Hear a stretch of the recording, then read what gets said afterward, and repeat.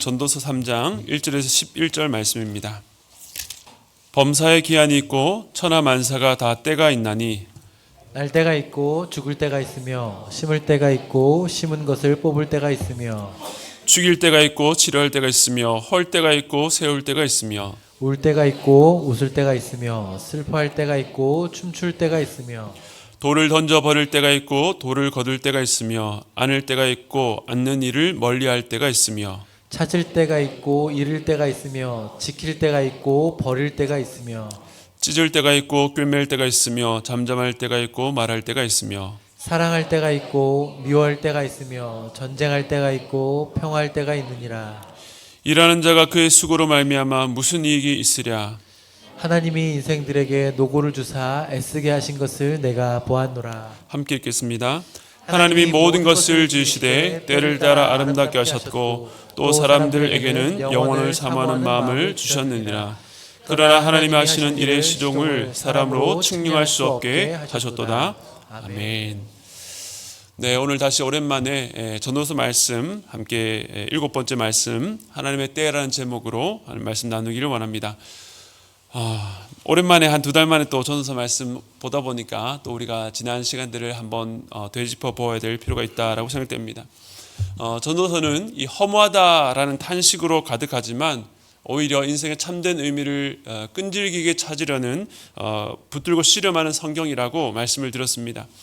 욥기, 또 시편, 또 잠언, 이 아가서와 함께 이 시가서에 포함되어 있어서 하나님의 직접적인 말씀보다는 그 성도, 신자의 기도와 또 탄식, 고백과 삶에 대한 관찰과 질문을 통해서 하나님의 뜻을 우리에게 알려줍니다. 전도자는 먼저 이 세상 자연 만물의 이 부지런한 움직임 속에서도 이 근본적인 변화를 일으킬 수 없다는 한계를 보고 해 아래 새 것이 없다고 그 아래에서 인간의 모든 수고가 헛되다라고 탄식했습니다. 이어서 지혜를 통해 또 하늘 아래 모든 일을 깊이 탐구하고 연구해 보았습니다. 그러나 아무리 뛰어난 지혜도 인생의 근본적인 문제, 즉 구부러진 것을 곧게 할 수 없다라고 하는 한계에 부딪히고 말았습니다. 그래서 전도자는 이번에는 쾌락과 즐거움, 성취를 시험해 보았습니다. 그렇다고 해서 고삐 풀린 망아지처럼 제 멋대로 한 것이 아니라 지혜로 그 마음을 다스리는 가운데 단순한 즐거움부터 고상한 기쁨까지 또 자신을 만족시키는 직접적인 기쁨부터 남을 만족하게 하는, 남을 유익하게 하는 간접적인 기쁨까지 경험해 보았습니다. 그러나 자기 만족을 추구하는 모든 즐거움은 결국 바람을 잡는 것처럼 헛된 것으로 드러나고 말았습니다. 이어 전도자는 지혜와 우매를 비교해 보았습니다. 지혜는 분명 이 우매보다 탁월했지만 죽음 앞에서는 무력했습니다. 즉, 이 지혜자도 우매자도 결국 죽고 말고 후대에 잊혀지게 된다는 것입니다. 그래서 전도자는 사는 것이 미워졌다라고 고백합니다. 그런데 2장 후반부에서 중요한 전환이 발견됩니다. 전도자는 여기서 처음으로 해 아래에서 수고 속에서 하나님을 보기 시작합니다. 먹고 마시는 그 일상적인 것이 하나님의 손에서 나온 것이라면 기쁨이 된다는 것입니다. 즉 이를 통해서 인간의 수고와 기쁨이 헛되지 않으려면 반드시 하나님께로부터 와야 된다는 것을 보기 시작한 것입니다. 이러한 작은 전환에 이어서 3장에서 전도자의 시선은 더욱더 하나님께로 향하게 됩니다. 오늘 우리가 읽었던 이 3장의 첫 부분은 때에 관한 말씀입니다. 전도자는 이 세상의 모든 일을 깊이 관찰하고 먼저 서두에 이렇게 결론을 내립니다.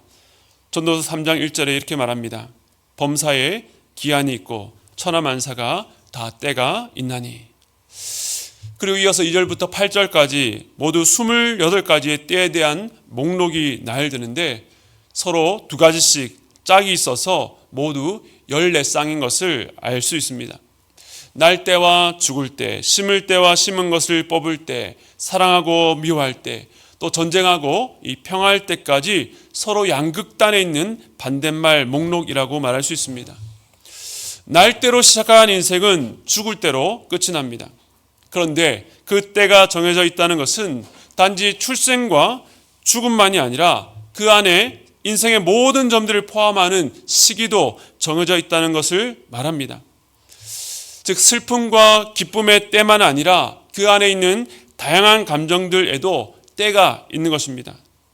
슬프면서도 기쁜 일이 있는가 하면 기쁨 가운데서도 슬픈 일들, 이런 복합적인 감정들에도 모두 때가 있는 것입니다. 그래서 전도자는 이 땅에서 일어나는 모든 일들이 이 기한과 때가 있다라고 말하고 있는 것입니다. 이것을 우리 개인의 삶에 한번 적용시켜 본다면 하나님께서는 우리 각자가 살아가는 인생의 모든 것들을 주권적으로 결정하신다는 것입니다. 그런데 우리는 그 때를 몰라서 고심하고 그 정확한 때를 알기를 원합니다. 뜻을 세우고 성취하려고 온 힘을 쏟아 부으며 살지만 내가 생각했던 때와 하나님의 때가 맞지 않아서 좌절하기도 하는 것이 우리의 인생입니다. 하나님께서 여러분 인생의 모든 것들을 주관하시고 인도하신다는 사실을 여러분은 믿으십니까? 그런데 어떤 이들은 이를 두고 하나님께서 모든 것들을 이미 다 정하셨다라고 한다면 우리가 할 것이 뭐가 있는가? 내가 결국 바꿀 수 있는 것이 없는데 무언가를 열심히 한들 그것이 무슨 소용이 있는가? 아무리 애쓰고 노력해봤자 하나님께서 어차피 자기 뜻대로 하신다면 소용이 없는 것이 아닌가라고 생각합니다. 하나님께서 주권적으로 역사하시는 것을 운명론, 숙명론으로 이해한 것이죠. 전도자도 그러한 의문이 있다는 것을 충분히 예상했습니다. 그래서 전도서 3장 9절과 10절에 이렇게 고백합니다. 우리 함께 읽겠습니다. 시작. 일하는 자가 그의 수고로 말미암아 무슨 이익이 있으랴. 하나님이 인생들에게 노고를 주사 애쓰게 하신 것을 내가 보았노라. 하나님께서 인생들에게 애쓰고 수고하게 하셨는데 하나님께서 그 모든 것을 정하신다면 일하는 자의 수고가 무슨 의미가 있냐는 것입니다. 하나님께서 모든 일의 기한과 때를 정하신다면 인생이란 하나님께서 만드신 그 장기판 위에서 아무런 변화를 만들어낼 수 없는 그냥 애만 쓰고 고생하는 것이 아닌가라고 비관적으로 보는 시선들입니다. 그런데 이 전도자의 이러한 문제 제기는 충분히 공감할 만합니다. 우리도 하나님의 주권과 우리의 자유가 과연 함께할 수 있는가 그런 의문이 생깁니다. 왠지 하나님의 때가 정해져 있다, 하나님께 주권적으로 우리 삶을 다스린다라고 한다면 인간의 자유는 의미가 없는 것이 아니냐고 생각하기 쉽습니다. 하지만 하나님께서 때를 정하셨다는 것이 우리가 할 일이 없다는 뜻은 아닙니다. 하나님의 주권과 인간의 자유는 우리가 생각하는 것처럼 그렇게 단순하지가 않습니다. 우리는 하나님의 주권과 인간의 자유가 동시에 존재할 수 없고 하나가 세워지면 다른 하나는 작동할 수 없다라고 생각합니다. 그런데 과연 그럴까요? 우리는 모두 어떤 학교 또 어떤 학과를 가고 어떤 회사에서 커리어를 이어가고 어디서 살지 우리가 인생의 주체가 되어서 스스로 결정합니다. 단순한 무엇을 먹고 어디로 갈지 자유롭게 결정한다라고 생각합니다. 하지만 과연 그 결정이 정말로 주변에 아무런 영향이 없이 오히려 오로지 나 혼자만의 것인가라고 묻는다면 100% 그렇다고 답할 수가 없습니다. 왜냐하면 우리가 하는 모든 생각과 행위들은 사실 우리가 인지하든 그렇지 않든 주변에 의해서 끊임없이 영향을 받기 때문에 그렇습니다. 내가 자라온 가정의 환경과 부모님의 성향, 주변 사람들, 내가 받아온 교육과 이즘 내게 전해오는 여러 정보들이 오늘 내가 하는 결정에 시시각각 영향을 줍니다. 하지만 우리는 그것을 세세하게 구별해내지 못하고 마치 내 생각인 것처럼 자연스럽게 그리고 자유롭게 판단하는 것입니다. 우리의 결정이 환경에서 완전히 자유로울 수가 없다는 것입니다. 그렇다고 우리가 강제로 억지로 또 결정하는 것은 아닙니다. 다만 이 자유롭게 결정하는 것 안에 우리가 다 헤아리지 못하는 여러 일들이 개입되어 있다는 것입니다. 전지하고 전능하신 하나님께서 과연 우리의 삶 가운데 얼마나 깊숙이 들어와 계실까요? 그래서 우리는 우리의 뜻대로 사는 존재이면서 동시에 자신의 뜻대로만 살 수 없는 존재입니다. 우리는 자유를 박탈당한 채 로봇처럼 정해진 대로 살지 않고 스스로 판단하고 결정해서 삽니다. 그러나 동시에 이 모든 것조차 더 크신 하나님의 시간표 안에 있음을 인정할 수밖에 없습니다. 하나님 우리를 자유로운 존재로 만드셔서 스스로 뜻을 세우고 그 원하는 바를 따라 행동하게 하셨지만 이 모든 일들은 하나님께 정하신 기한과 때에 따라 이루신다는 것입니다. 이것은 사실 우리의 머리로 이성으로 다 헤아릴 수 없는 하나님의 놀라운 신비입니다. 앞서 9절에서 이러한 전도자의 고백이 인간 편에서 느끼는 관점이었다면 이제 하나님 편에서 하나님 주신 통찰력으로 이 삶을 이렇게 고백합니다. 우리 전도서 3장 11절 말씀 함께 읽겠습니다. 시작. 하나님이 모든 것을 지으시되 때를 따라 아름답게 하셨고 또 사람들에게는 영혼을 사모하는 마음을 주셨느니라.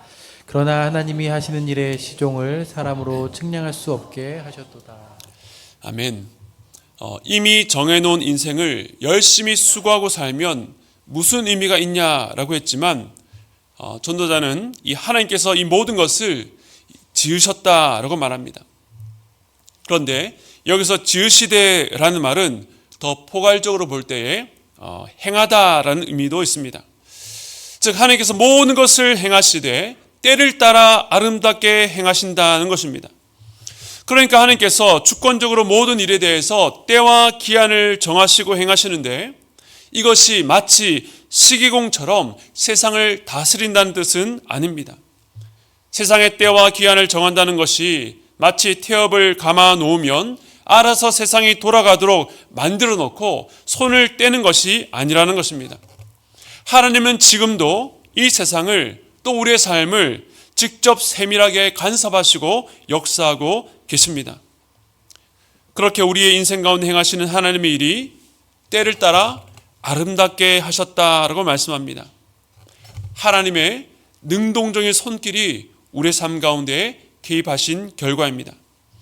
즉 하나님께서 손을 대시기 전에는 더럽고 무의미하고 추했던 것들을 때를 따라서 아름답게 만들어 가신다는 것입니다.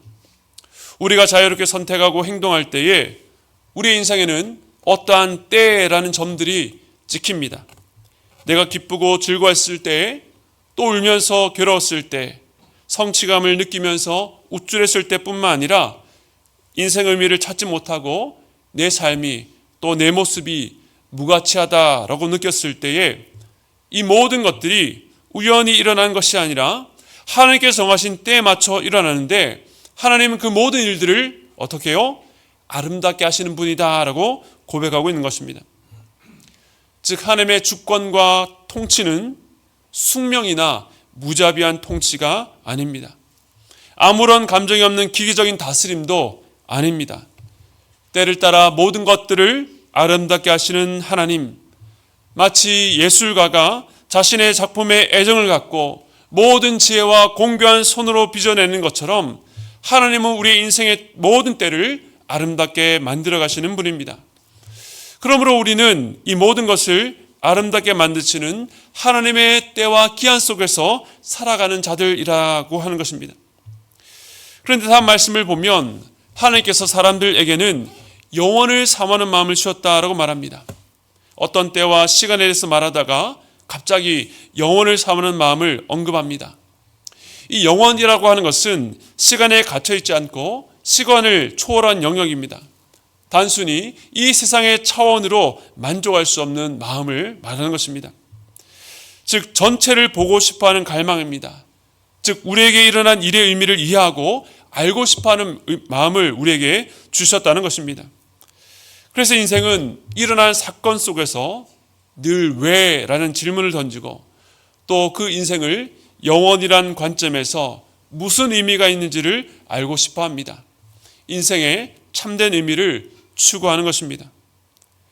그래서 인간은 그 의미를 찾기 전까지 불안하고 헛되다라고 느낄 수밖에 없습니다.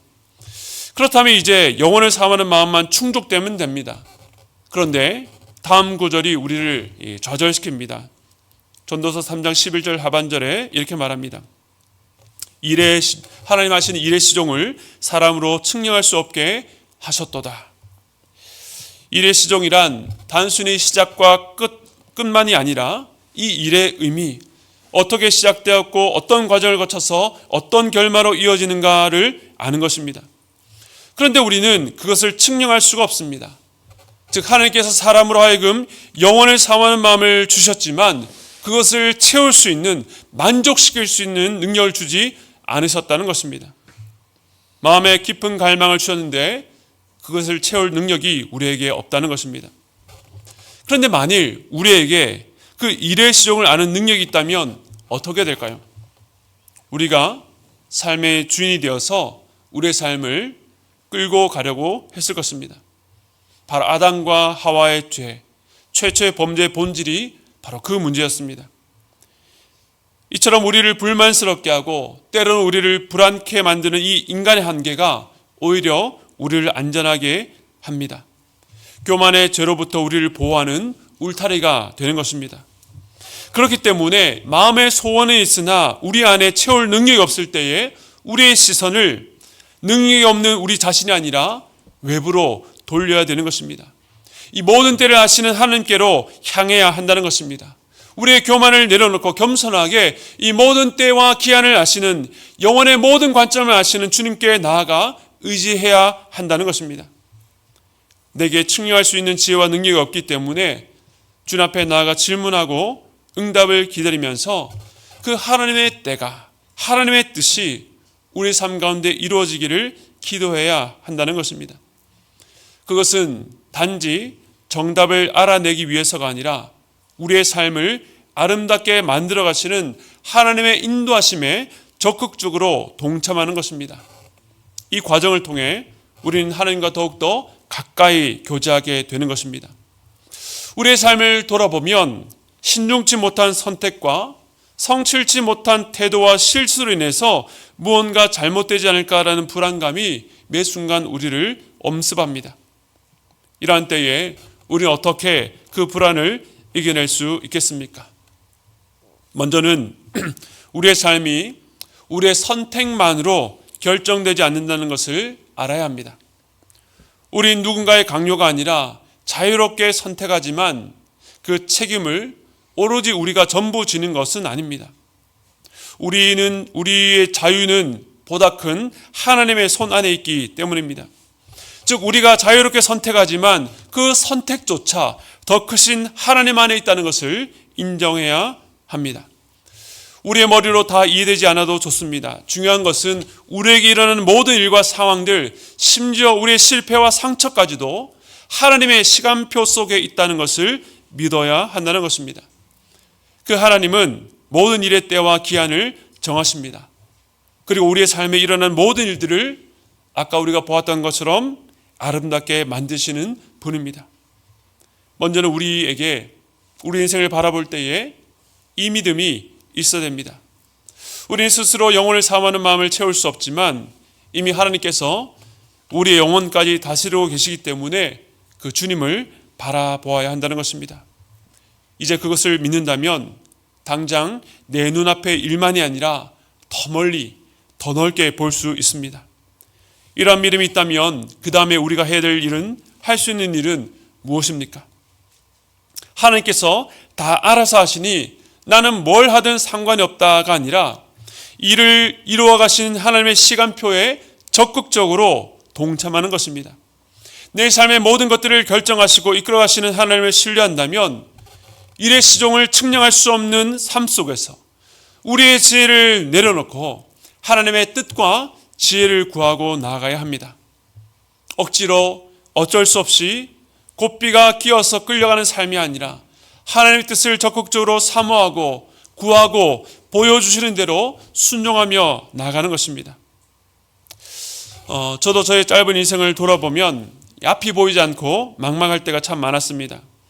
일상의 사소한 여러 결정들도 물론이지만 대학과 또 학과를 정할 때에 또 대학을 다니면서 졸업한 이후에 취업을 하고 결혼과 제 삶의 진로를 정할 때마다 어떤 길이 하나님의 뜻인지 알기 위해서 몸부림쳤습니다.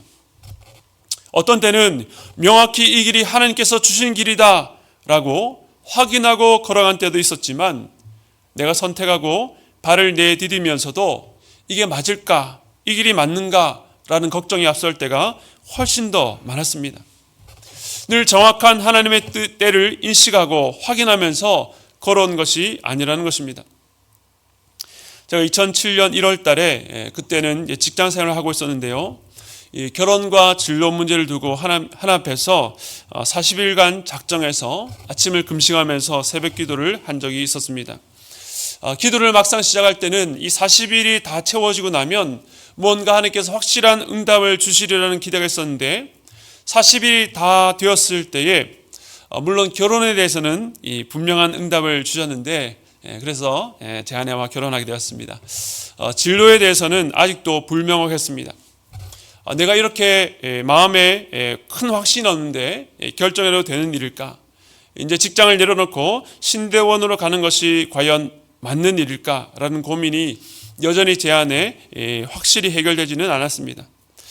그런데 40일 새벽 기도가 마쳤다고 해서 다음 날 새벽 기도를 가지 않은 것이 아니라 40 플러스 1, 41일째에도 새벽 기도에 갔습니다. 근데 그날 주셨던 말씀인데요. 여호수아 3장 14절부터 16절 말씀입니다.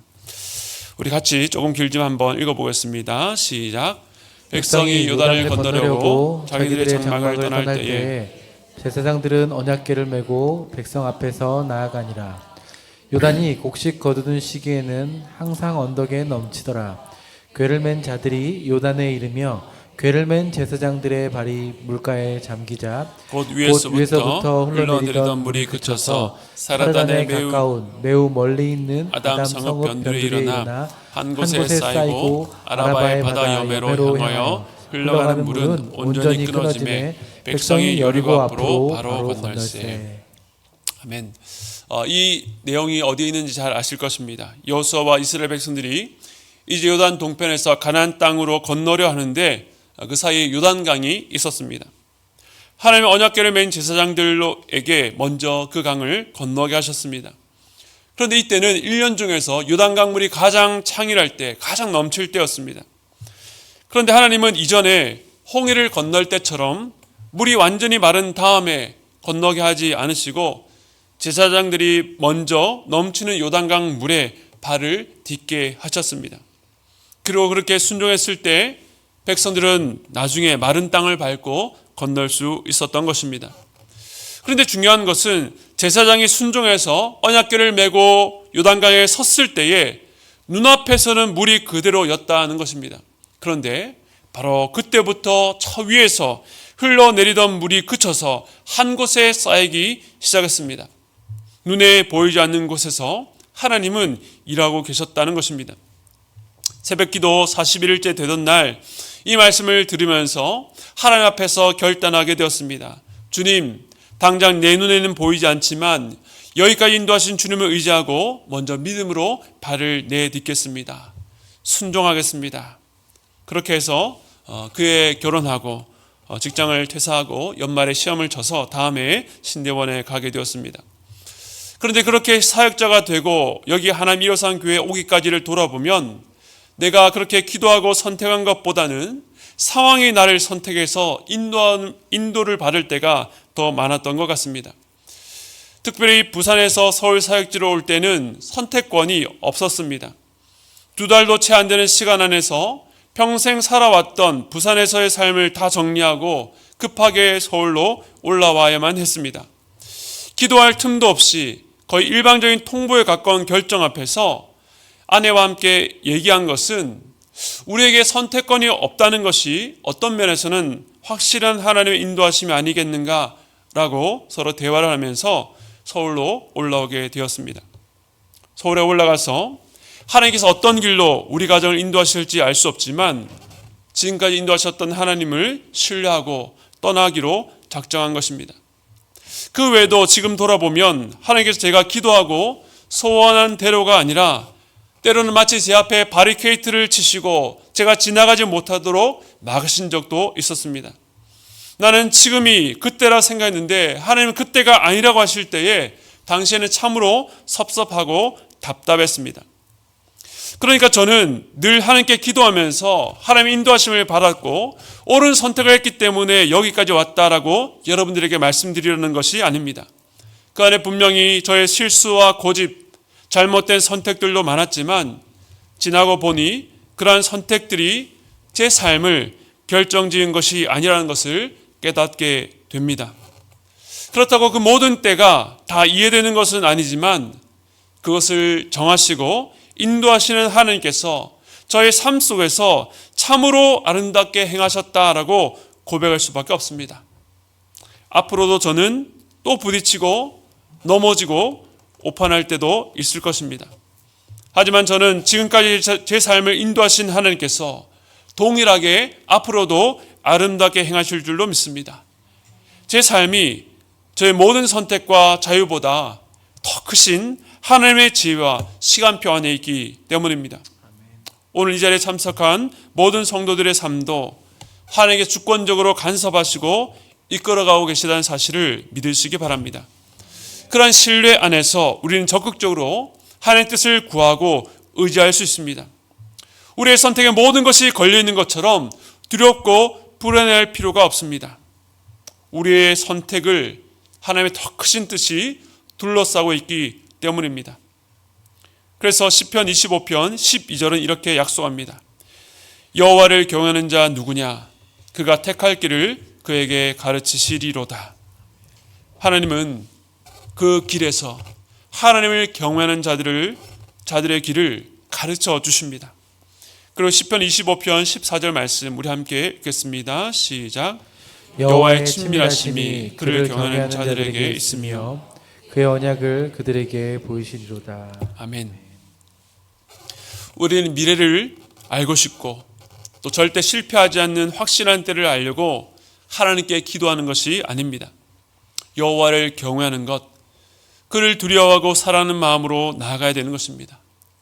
경외한다는 것은 언뜻 이 친밀함과 거리가 있어 보이지만 우리가 여호와를 경외함으로 나아갈 때에 하나님은 우리를 친밀하게 가까이 하시며 친히 우리의 길을 가르쳐 주실 것입니다.